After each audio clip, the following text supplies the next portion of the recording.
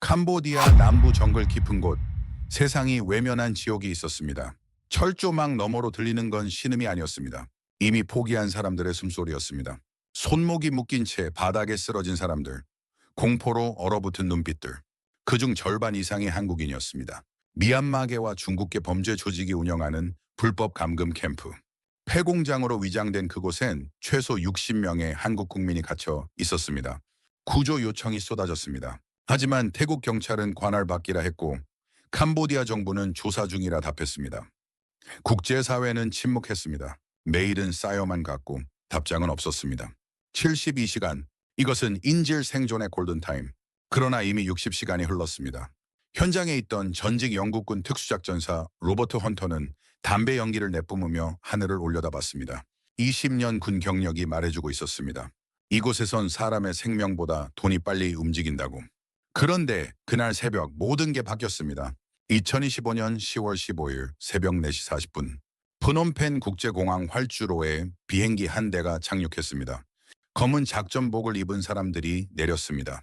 가슴팍에 붙은 태극기 패치가 조명 아래서 선명하게 빛났습니다. 한치의 망설임도 없는 걸음걸이. 대한민국 외교부, 경찰청, 국가정보원 합동대응팀이었습니다. 한국 정부가 움직인 겁니다.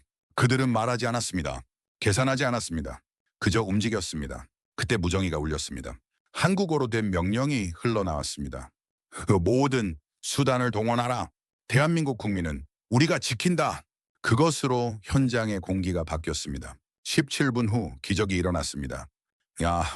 63명 전원 구조, 한국인 57명, 타국인 6명. 단 한 명의 사상자도 없었습니다.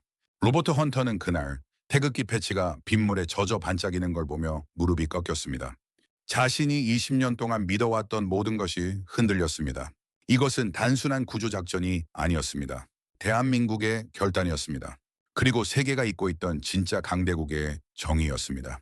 지금부터 그 이야기를 시작합니다. 피냄새와 땀냄새가 뒤섞인 컨테이너 안. 손목이 묶인 채 바닥에 쓰러진 사람들. 그중 절반이 한국인이었습니다.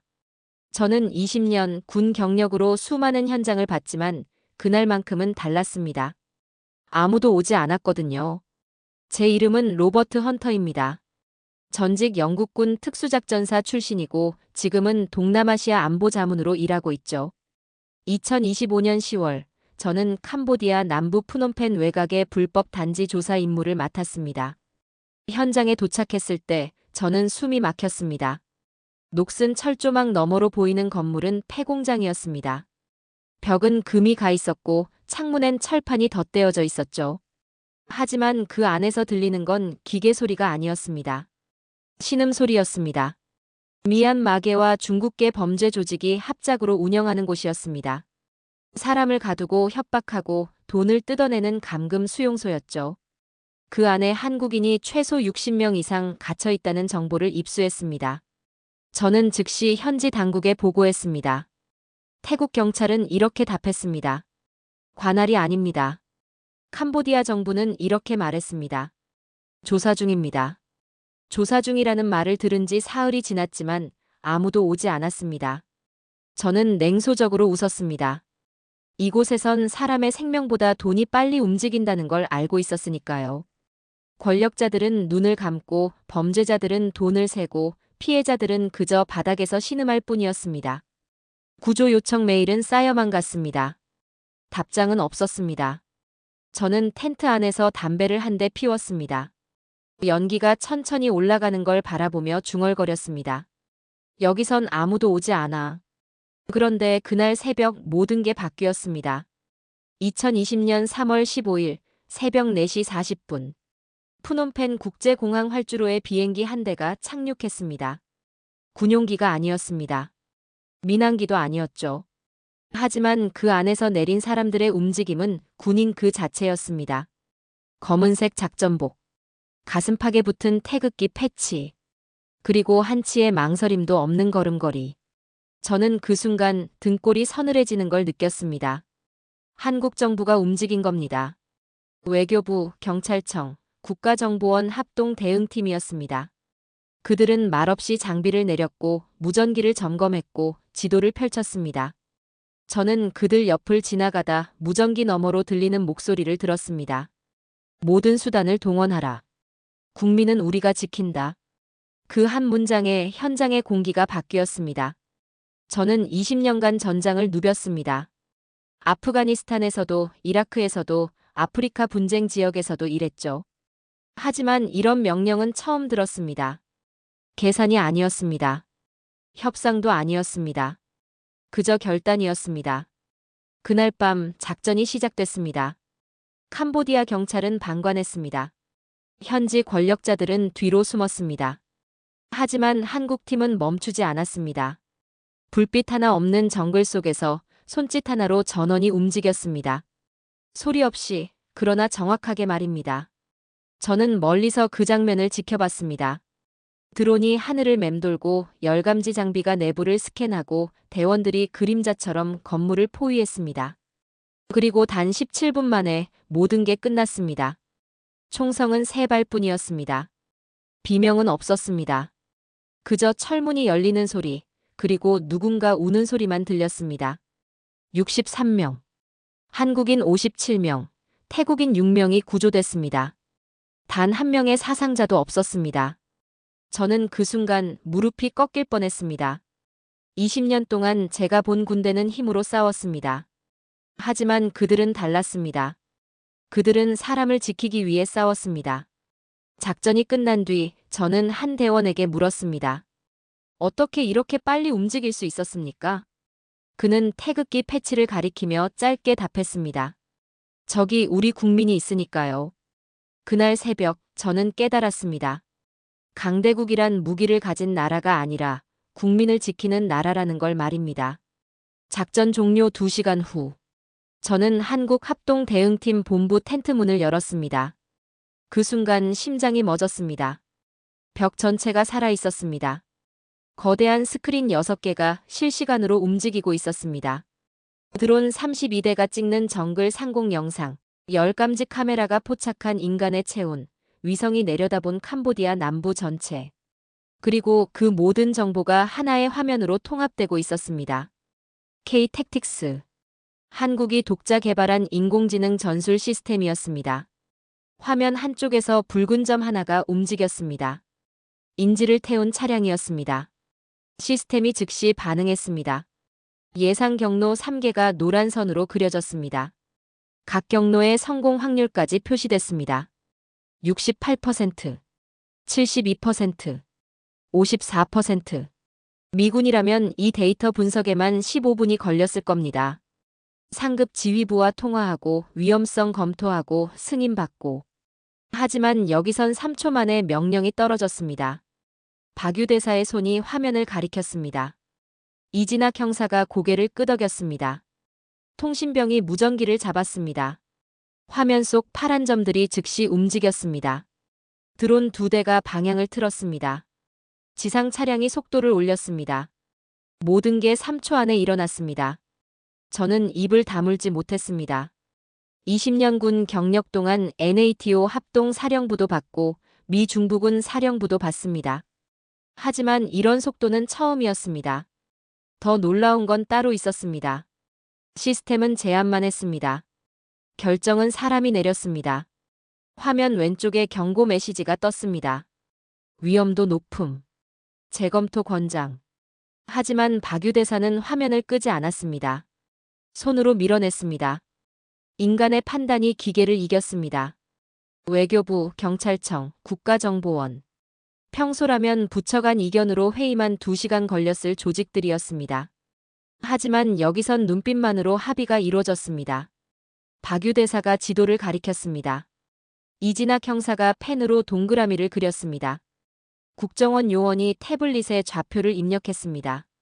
말은 최소한, 움직임은 최대한. 5분 후 화면 속 붉은 점이 멈췄습니다. 파란 점들이 포위했습니다. 12분 후 무전기에서 목소리가 들렸습니다. 목표 확보. 인질 전원 안전. 텐트 안에 안도의 한숨이 흘렀습니다. 하지만 축하는 없었습니다. 다들 이미 다음 화면을 보고 있었습니다. 저는 벽에 기대어 숨을 고르며 생각했습니다. 이건 훈련이 아니었습니다. 문화였습니다. 국민의 생명이 걸린 일엔 부처가 없었습니다. 계급도 없었습니다. 오직 목표만 있었습니다. 구하라. 지켜라. 끝까지. 천천히 텐트 밖으로 나왔습니다. 새벽 공기가 폐를 채웠습니다. 멀리서 태국군 고문관 2명이 서 있었습니다. 그들도 방금 작전을 지켜봤습니다. 얼굴엔 믿을 수 없다는 표정이 가득했습니다. 한 명이 담배를 꺼내 물었습니다. 손이 떨렸습니다. 저는 하늘을 올려다봤습니다. 별이 사라지고 동쪽 하늘이 붉게 물들기 시작했습니다. 휴대폰을 꺼냈습니다. SNS를 열었습니다. 실시간 영상이 올라오고 있었습니다. 구조된 인질들이 직접 찍은 영상이었습니다. 한국이 왔어요. 한국이 우릴 구했어요. 눈물 범벅인 얼굴. 떨리는 목소리. 하지만 살아있는 목소리였습니다. 댓글이 폭주하고 있었습니다. 이게 나라다. 우리도 저런 정부를 원한다. 한국 국민이 부럽다. 저는 화면을 보며 천천히 숨을 내쉬었습니다. 20년 동안 저는 강한 나라를 많이 봤습니다. 항공모함 10척을 가진 나라. 핵무기 수천 발을 보유한 나라. 군사비를 수백조 쓰는 나라. 하지만 진짜 강한 나라는 따로 있었습니다.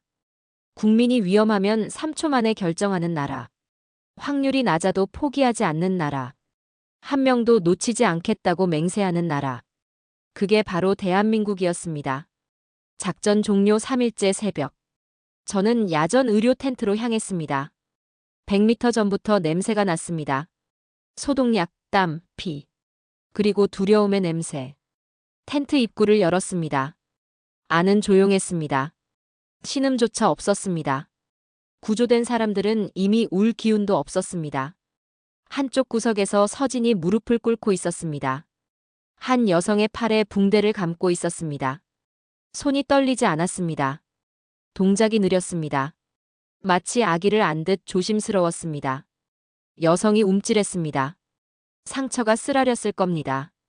서진이 멈췄습니다. 여성의 눈을 봤습니다. 그리고 천천히 담요를 그녀의 어깨에 덮어줬습니다. 말은 없었습니다. 하지만 그 침묵이 모든 걸 말해줬습니다. 이제 안전하다고. 여성의 입술이 떨렸습니다. 눈물이 볼을 타고 흘러내렸습니다. 저는 가슴이 조였습니다. 사격의 손이 치료의 손이 됐습니다. 전투의 눈빛이 위로의 눈빛이 됐습니다. 20년 동안 저는 임무가 먼저라고 배웠습니다.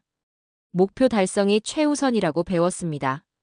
감정은 독이고 냉정함이 무기라고 믿었습니다. 하지만 지금 눈앞의 장면은 그 모든 걸 뒤집고 있었습니다. 천천히 밖으로 나왔습니다. 숨이 막혔습니다. 박유 대사가 텐트 앞에 서 있었습니다. 그도 안을 지켜보고 있었습니다. 저는 그의 옆에 섰습니다. 한참을 침묵했습니다. 바람이 불었습니다. 나뭇잎이 흔들렸습니다. 멀리서 새 울음소리가 들렸습니다. 박유 대사가 낮게 말했습니다. 한 명도 잃지 않습니다. 그의 얼굴엔 피로가 서려 있었습니다. 하지만 눈빛만은 흔들리지 않았습니다. 저는 고개를 돌려 하늘을 봤습니다. 먹구름이 천천히 걷히고 있었습니다. 바로 그때 무전기가 요란하게 울렸습니다. 본부. 드론 3번기. 긴급 보고. 우리는 즉시 본부 텐트로 뛰어갔습니다. 스크린에 영상이 떴습니다. 더 깊은 정글. 더 큰 철조망. 건물 7개. 감시탑 4개. 발전기 5대. 트럭 15대. 열감지 영상이 나왔습니다. 붉은 점들이 건물 안에 빽빽했습니다. 통신병이 떨리는 목소리로 보고했습니다. 추정 인원 200에서 300명입니다. 텐트 안이 얼어붙었습니다. 저는 화면을 보며 식은땀이 흘렀습니다. 20년 경험으로 단번에 알 수 있었습니다. 메인 허브였습니다. 우리가 구한 곳은 전초 기지였습니다. 진짜는 저곳이었습니다. 박유 대사가 화면을 확대했습니다. 건물 외벽에 녹이 슬었습니다. 창문엔 철창이 달렸습니다. 마당엔 쓰레기가 쌓였습니다. 사람을 가두는 곳이었습니다. 대사가 무전기를 들었습니다. 전팀 즉시 집결. 작전 회의 10분 후. 명령은 짧았습니다. 하지만 무게가 달랐습니다. 저는 그를 바라봤습니다. 그의 눈엔 두려움이 없었습니다. 망설임도 없었습니다. 오직 결의만 있었습니다. 그가 저를 봤습니다. 함께 가시겠습니까? 저는 심장이 빠르게 뛰는 걸 느꼈습니다. 20년 동안 저는 관찰자였습니다. 분석가였습니다. 안전한 거리에서 보고서를 쓰는 사람이었습니다. 하지만 지금은 달랐습니다. 저는 천천히 고개를 끄덕였습니다. 예. 그 순간 저는 더 이상 관찰자가 아니었습니다. 텐트 안으로 들어갔습니다. 대원들이 모여들고 있었습니다. 서진, 이진학 형사, 의무병들, 통신병들. 모두의 얼굴에 피로가 서렸습니다. 하지만 눈빛만은 살아있었습니다. 박유 대사가 지도를 펼쳤습니다. 저곳에 우리 국민이 있습니다. 우리는 끝까지 갑니다. 말은 짧았습니다. 하지만 그 무게는 무거웠습니다. 저는 주먹을 쥐었습니다. 가슴속 어딘가가 뜨겁게 타올랐습니다. 이들은 진짜 강했습니다. 무기가 아니라 의지로, 힘이 아니라 책임으로. 그게 바로 대한민국의 힘이었습니다. 밤이 깊어졌습니다. 작전본부 텐트 안은 긴장으로 가득했습니다. 스크린에 떠 있는 건 메인 허브의 실시간 영상이었습니다. 철조망, 감시탑, 그리고 무장경비들. 박유 대사가 지도를 가리키며 말했습니다. 목표 지점입니다. 예상 인질수는 최소 200명 이상입니다. 이진학 형사가 화면을 확대하며 덧붙였습니다. 경비 교대는 4시간마다. 발전기 점검 시간이 유일한 변수입니다. 저는 화면을 보며 물었습니다. 발전기 점검은 언제입니까? 새벽 3시에서 4시 사이. 정확히 90초 동안 조명이 절반으로 줄어듭니다. 90초. 그 짧은 시간이 유일한 기회였습니다. K-택틱스 시스템이 분석을 시작했습니다. 경비 동선, 열감지 데이터, 소음 패턴까지 모든 게 계산됐습니다. 돌입 가능 시간은 새벽 3시 17분. 성공 확률은 68%입니다. 통신병이 보고했습니다. 68%. 군사작전에서 이건 낮은 수치였습니다. 하지만 박유 대사는 망설이지 않았습니다. 진행합니다. 하지만 대사님, 저 안에 우리 국민이 있습니다. 확률을 따질 때가 아닙니다. 저는 그 순간 등골이 오싹해지는 걸 느꼈습니다. 새벽 2시 50분. 우리는 목표 지점 500m 전방에 도착했습니다. 정글의 어둠은 짙었고 공기는 무거웠습니다. 대원들이 소음 차단 부츠를 신었습니다. 야간 투시경을 착용했습니다. 무전기를 최소 출력으로 조정했습니다. 모든 움직임이 조용했습니다. 숨소리마저 제어됐습니다.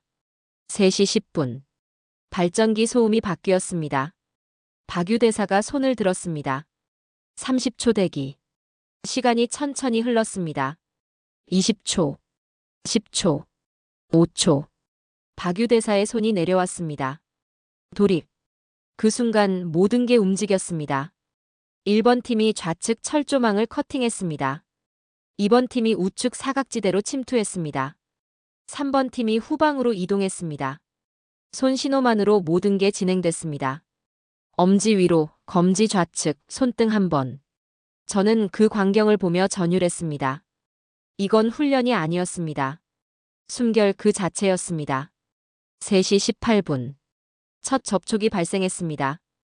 외곽 경비 3명이 순찰 중이었습니다. 서진이 앞으로 나섰습니다. 3초 만에 끝났습니다. 총성은 없었습니다. 비명도 없었습니다. 1번 지점 제압 완료. 우리는 계속 전진했습니다. 3시 23분. 본관 건물 앞에 도착했습니다. 이진학 형사가 폭약을 설치하려는 순간 박유 대사가 손을 들었습니다. 소음이 너무 큽니다. 다른 방법을 찾으십시오. 형사가 고개를 끄덕이고 공구를 꺼냈습니다. 잠금 장치를 하나씩 해제하기 시작했습니다. 15초, 30초, 45초, 1분. 찰칵. 문이 열렸습니다. 우리는 조용히 안으로 들어갔습니다. 복도는 어두웠고 냄새는 지독했습니다. 바로 그때였습니다. 본부. 드론 신호 상실. 외부 주파수 방해 감지. 통신병의 목소리가 급박했습니다. 하늘의 눈이 사라진 겁니다. 텐트 안이 얼어붙었습니다. 하지만 박유 대사는 흔들리지 않았습니다. 계속합니다. 하지만 대사님, 지원 없이는 우리는 이미 안에 있습니다. 돌아갈 이유가 없습니다. 저는 그 순간 깨달았습니다. 이들에게 철수는 선택지에 없다는 걸 말입니다. 복도 끝에서 불빛이 보였습니다. 경비가 오고 있었습니다. 서진이 저를 보며 손짓했습니다. 우리는 벽에 붙어 숨을 죽였습니다. 발소리가 가까워졌습니다. 3m, 2m, 1m. 서진이 움직였습니다. 제가 뒤를 따랐습니다. 5초 만에 끝났습니다. 좌측 복도 확보. 우리는 계속 전진했습니다. 어둠 속에서, 침묵 속에서, 오직 신념만으로 말입니다. 저는 그 순간 확신했습니다. 이들은 장비로 싸우는 게 아니라 의지로 싸우고 있다는 걸 말입니다. 박유 대사가 무전기를 들었습니다. 전팀 집결. 작전회의 10분 후 시작합니다. 무전기를 내려놓은 그가 저를 보며 말했습니다. 로버트 씨, 함께 가시겠습니까? 저는 그의 눈을 바라봤습니다. 그 눈엔 두려움이 없었습니다. 망설임도 없었습니다. 오직 결의만 있었습니다. 저는 천천히 고개를 끄덕였습니다. 예, 가겠습니다. 그 순간 저는 더 이상 관찰자가 아니었습니다. 20년 군 생활 동안 저는 임무를 지켰습니다. 명령을 따랐습니다. 그게 군인의 도리라고 믿었습니다. 하지만 지금 저는 다른 걸 배우고 있었습니다. 진짜 군인은 명령이 아니라 사람을 지킨다는 걸 말입니다. 텐트 안에서 구조된 한 피해자가 대원에게 물었습니다. 정말 괜찮은 겁니까? 이제 안전한 겁니까? 서진이 그의 손을 잡으며 답했습니다. 예, 우리가 지킵니다. 그 한마디에 피해자가 와락 눈물을 터뜨렸습니다. 저는 그 광경을 보며 주먹을 쥐었습니다. 가슴속 어딘가가 뜨겁게 타올랐습니다. 저는 중얼거렸습니다. 이들은 진짜 강합니다. 박유 대사가 제 어깨를 두드렸습니다. 강함은 힘이 아니라 책임에서 나옵니다. 저는 고개를 들어 하늘을 봤습니다. 먹구름이 걷히고 햇빛이 비치기 시작했습니다. 하지만 저는 알고 있었습니다. 진짜 폭풍은 지금부터라는 걸 말입니다. 3시 32분. 철문 앞에 섰을 때 저는 심장이 터질 것 같았습니다. 문 너머로 들리는 건 희미한 신음이었습니다. 살려달라는 소리는 아니었습니다. 이미 포기한 사람들의 숨소리였습니다. 박유 대사가 손을 들었습니다. 세 팀이 각각 문 앞에 섰습니다. 셋. 볼트 커터가 자물쇠에 물렸습니다. 둘. 프라이바가 빗장 틈에 꽂혔습니다. 하나. 쇠가 끊어지는 소리. 철문이 열렸습니다. 그 순간 지옥이 보였습니다. 바닥에 널브러진 사람들. 벽에 기대어 축 늘어진 몸들. 손목엔 밧줄 자국, 얼굴엔 멍 자국. 한 여성이 고개를 들었습니다. 눈동자가 초점을 잃었습니다. 구조대를 보는 게 아니라 또 다른 악몽을 보는 눈빛이었습니다. 서진이 천천히 다가갔습니다. 무릎을 꿇었습니다. 이제 안전합니다. 여성이 떨리는 손을 들어 서진의 어깨를 만졌습니다. 태극기 패치를 손끝으로 쓰다듬었습니다. 그리고 와락 울음을 터뜨렸습니다. 한국에서 왔어요? 예. 데리러 왔습니다. 그 한마디에 격리실 안의 공기가 바뀌었습니다. 포기했던 사람들이 고개를 들었습니다. 죽은 눈에 빛이 들어왔습니다. 저는 그 광경을 보며 주먹을 쥐었습니다.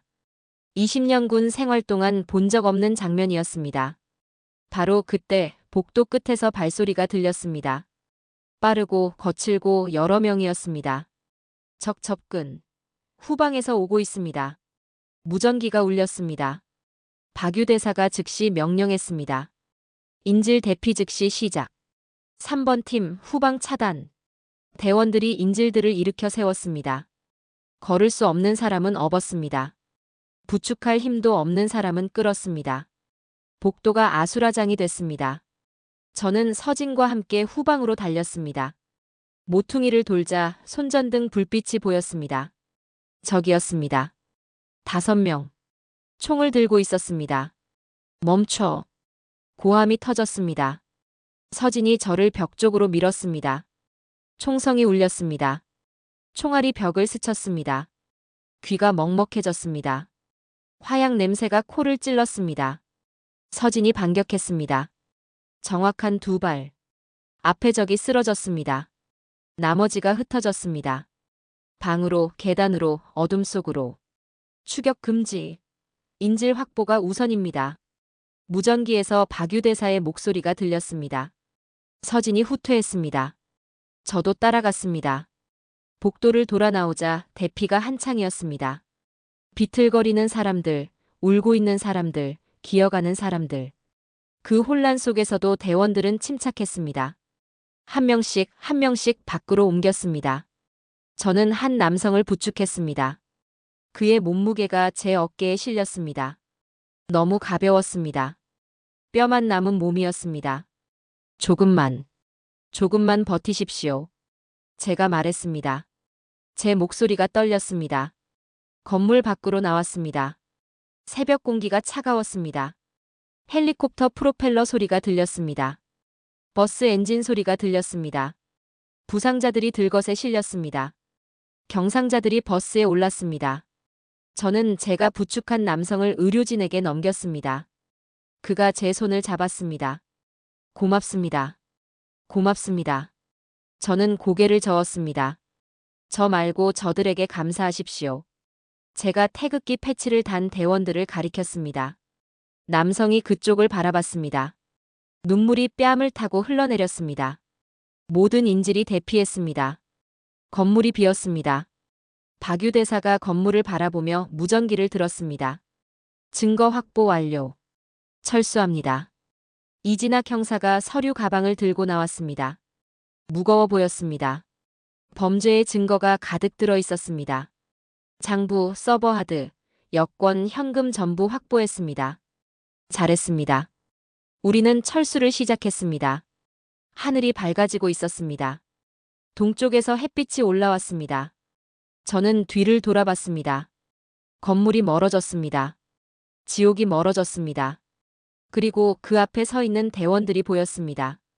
땀에 젖은 얼굴, 먼지 묻은 작전복, 하지만 흔들리지 않는 눈빛. 저는 그들을 보며 깨달았습니다. 강함은 무기가 아니라 의지라는 걸. 승리는 힘이 아니라 약속이라는 걸. 버스가 출발했습니다. 헬리콥터가 이륙했습니다. 213명. 전원 생존. 기적이었습니다. 작전 성공 다음 날 아침. 저는 캄보디아 외교부 청사 앞에 서 있었습니다. 검은 세단 여러 대가 줄지어 서 있었고 양복 입은 관료들이 급히 오가고 있었습니다. 뭔가 잘못됐다는 걸 직감했습니다. 현지 외교 채널을 통해 항의가 들어왔습니다. 주권 침해다. 즉각 철수하라. 박유대사가 회의실에 혼자 들어갔습니다. 문이 닫혔습니다. 1시간이 흘렀습니다. 저는 복도에서 기다리며 담배를 피웠습니다. 연기가 천장으로 올라갔습니다. 이진학 형사가 다가왔습니다. 로버트 씨, 저쪽 상황이 심상치 않습니다. 알고 있습니다. 현지 언론이 움직이기 시작했습니다. 한국군 무단 침투설을 보도하고 있습니다. 저는 코웃음 쳤습니다. 정의를 비난하는 자가 권력자라면 세상은 여전히 어둡습니다. 바로 그때 제 휴대폰이 울렸습니다. 태국 군사 고문 출신 동료였습니다. 로버트, SNS 봤나? 지금 난리야. 무슨 일입니까? 구조된 인질들이 직접 영상을 올리고 있어. 한국팀이 어떻게 구했는지 전부 말이야. 저는 즉시 인터넷을 열었습니다. 화면엔 실시간 영상이 올라오고 있었습니다. 눈물 흘리며 증언하는 피해자들, 태극기를 들고 있는 사람들, 한국 덕분에 살았습니다라는 자막들.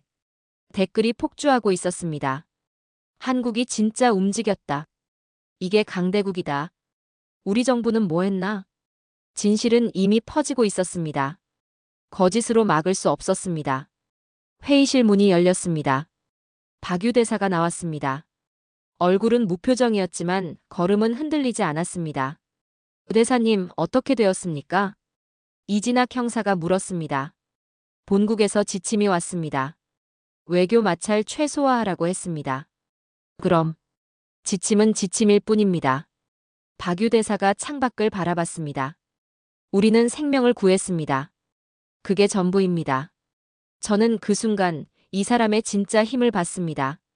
흔들리지 않는 신념이었습니다. 오후 2시. 정보가 들어왔습니다. 중국계 조직 잔당이 움직이고 있다는 겁니다. 드론이 포착한 영상이 스크린에 떴습니다. 트럭 3대, 무장한 사람들 10여 명, 그리고 총기들. 복수하려는 겁니다. 이진학 형사가 이를 갈았습니다. 텐트 안 공기가 얼어붙었습니다. 철수해야 하는 거 아닙니까? 한 대원이 물었습니다. 박유 대사가 고개를 저었습니다.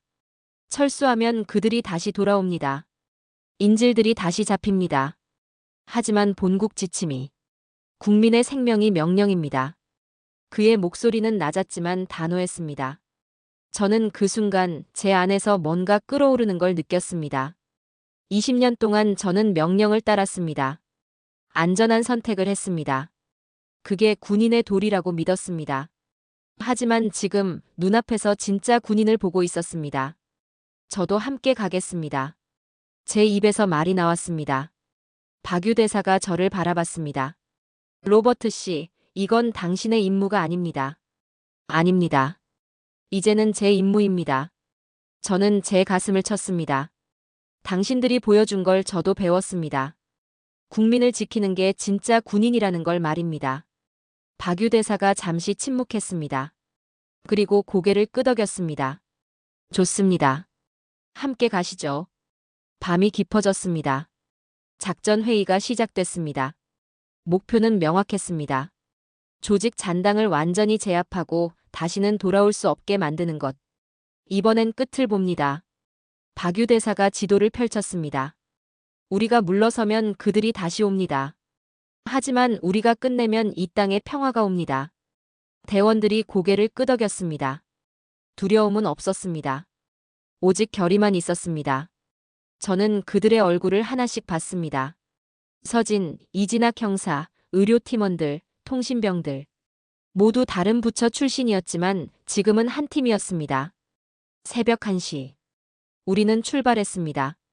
트럭 엔진 소리가 정글을 가르며 울렸습니다. 하늘엔 별이 없었습니다. 구름이 두꺼웠습니다. 폭풍이 오고 있었습니다. 저는 창밖을 보며 중얼거렸습니다. 폭풍이 옵니다. 하지만 이번엔 두렵지 않습니다. 서진이 옆에서 물었습니다. 왜 두렵지 않으십니까? 저는 그를 바라봤습니다. 당신들과 함께니까요. 서진이 빙그레 웃었습니다. 우린 이미 이겼습니다. 국민을 구했으니까요. 저는 고개를 끄덕였습니다.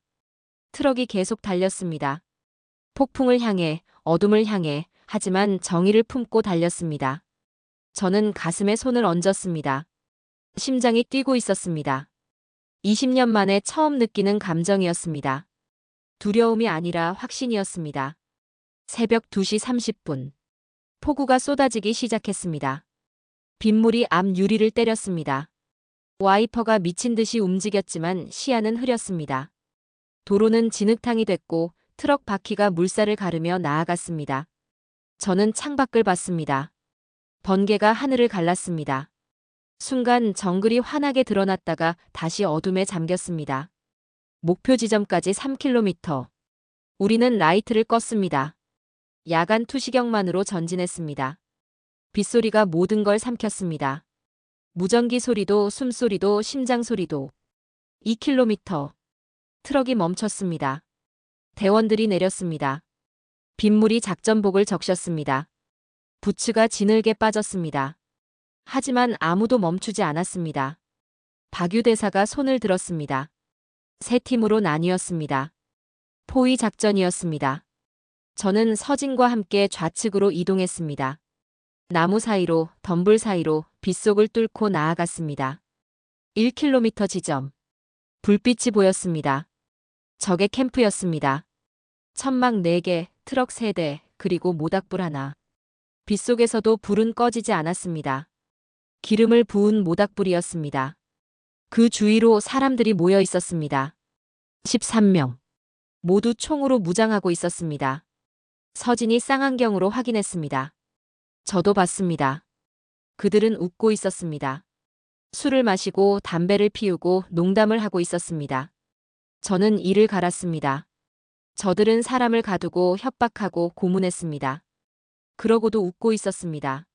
무전기가 진동했습니다. 전팀 배치 완료. 도립대기. 박유대사의 목소리였습니다. 번개가 또 쳤습니다. 천둥이 울렸습니다. 돌입. 그 순간 우리는 움직였습니다. 세 방향에서 동시에. 소리 없이 그림자처럼. 첫 접촉은 10초 만에 끝났습니다. 외곽 경비 둘이 쓰러졌습니다. 캠프 안에서 고함이 터졌습니다. 침입자다. 총성이 울렸습니다. 빗속에서 총알이 날아왔습니다. 나무 껍질이 튀었습니다. 흙이 튀었습니다. 저는 나무 뒤에 몸을 숨겼습니다. 심장이 터질 듯 뛰었습니다. 서진이 반격했습니다. 정확한 사격이었습니다. 한 명이 쓰러졌습니다. 적들이 흩어졌습니다. 천막 뒤로, 트럭 뒤로, 어둠 속으로. 혼란이 시작됐습니다. 우리는 계획대로 움직였습니다. 좌측에서 압박하고 우측에서 차단하고 후방에서 포위했습니다. 적들은 당황했습니다. 어디서 오는지 몰랐습니다. 몇 명인지 몰랐습니다. 서로에게 총을 겨누기 시작했습니다. 5인 사격이 터졌습니다. 멈춰. 나야. 비명이 들렸습니다. 하지만 빗소리에 묻혔습니다. 11분이 흘렀습니다. 저항이 끝났습니다. 총성이 멈췄습니다. 캠프는 조용해졌습니다. 빗소리만 남았습니다. 박유대사가 앞으로 걸어 나왔습니다. 빗물이 그의 얼굴을 타고 흘러내렸습니다. 확인하십시오. 대원들이 천막을 뒤졌습니다. 트럭을 수색했습니다. 무기, 현금, 서류. 모든 게 증거였습니다. 저는 모닥불 옆에 섰습니다. 불은 여전히 타고 있었습니다. 빗속에서도 꺼지지 않았습니다. 서진이 제 옆에 섰습니다. 끝났습니다. 저는 고개를 끄덕였습니다. 예. 끝났습니다. 하늘을 올려다봤습니다. 번개가 또 쳤습니다. 그 빗속에서 서진의 어깨에 붙은 태극기 패치가 반짝였습니다. 젖어서 빛났습니다. 빗물에 흠뻑 젖었지만 오히려 더 선명했습니다. 저는 그 순간 무릎이 꺾였습니다. 20년 동안 저는 수많은 전장을 봤습니다. 하지만 이런 광경은 처음이었습니다. 이건 전쟁이 아니었습니다. 신념이었습니다. 사흘 후, 저는 프놈펜 국제공항 귀국 라운지에 앉아 있었습니다. CNN 뉴스가 나오고 있었습니다. 한국 정부의 신속 대응이 동남아 범죄 조직 소탕의 새 모델로 평가받고 있습니다. 화면엔 구조된 인질들의 인터뷰가 나왔습니다. 눈물, 감사, 그리고 태극기. BBC도 보도했습니다. NHK도 보도했습니다. 현장형 외교의 모범 사례. 국민 보호 최우선 원칙의 실천. 댓글들이 쏟아졌습니다. 우리도 저런 나라를 원한다. 한국이 진짜 선진국이다. 이게 강대국의 힘이다. 저는 화면을 보며 미소 지었습니다. 옆에서 박유대사가 커피를 마시고 있었습니다. 로버트 씨, 보고서는 다 쓰셨습니까? 예. 어제 제출했습니다. 제목이 뭡니까? 저는 잠시 망설였습니다. 그리고 천천히 말했습니다. 강대국의 정의. 박유대사가 고개를 돌렸습니다. 강대국의 정의라. 예. 저는 이제 압니다. 진짜 강대국은 무기를 가진 나라가 아니라 국민을 지키는 나라라는 걸 말입니다. 박유대사가 빙그레 웃었습니다. 좋은 제목입니다. 탑승 안내 방송이 나왔습니다. 저는 자리에서 일어났습니다. 창밖을 봤습니다. 비행기가 활주로에서 대기하고 있었습니다. 하늘은 맑았습니다. 구름 한 점 없었습니다. 햇빛이 쏟아지고 있었습니다. 저는 그 빛을 보며 중얼거렸습니다. 이게 정의의 빛입니다. 20년 군 생활. 수많은 작전. 수많은 승리. 하지만 진짜 의미를 배운 건 지금이었습니다. 한국이라는 나라에서 태극기를 단 그들에게서 말입니다. 저는 가방을 들고 게이트로 향했습니다. 뒤돌아보니 박유 대사가 손을 흔들고 있었습니다. 서진도, 이진학 형사도, 의료팀도 함께였습니다. 저는 경례했습니다. 가슴에 손을 얹고 깊게 진심으로. 그들도 경례로 답했습니다. 저는 고개를 숙였습니다. 그리고 돌아섰습니다. 비행기에 올랐습니다. 좌석에 앉았습니다. 참가였습니다. 이륙이 시작됐습니다. 바퀴가 지면을 떠났습니다. 푸놈펜이 멀어졌습니다. 정글이 작아졌습니다. 하지만 제 가슴 속엔 뜨거운 게 남아 있었습니다. 구름 사이로 햇빛이 쏟아졌습니다. 반짝이고 빛나고 따뜻했습니다. 저는 그 빛을 보며 눈을 감았습니다. 그리고 속삭였습니다. 감사합니다. 진짜 강함이 뭔지 보여줘서. 비행기는 계속 날았습니다. 하늘 위로, 빛 속으로. 저는 이제 압니다. 세상에는 두 종류의 강함이 있습니다. 힘으로 지배하는 강함. 그리고 사랑으로 지키는 강함. 한국은 후자였습니다. 그게 바로 진짜 강대국의 모습이었습니다.